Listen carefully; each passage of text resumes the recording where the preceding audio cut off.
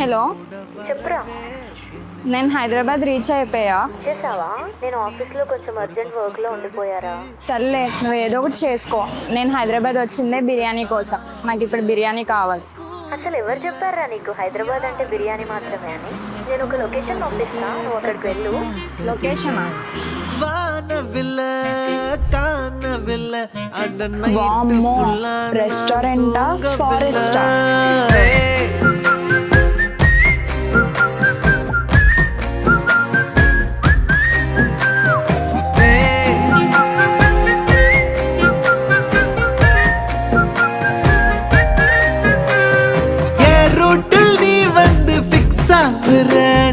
என்னோட ட்ரீம் தான் ஃபுல் ஆக்குற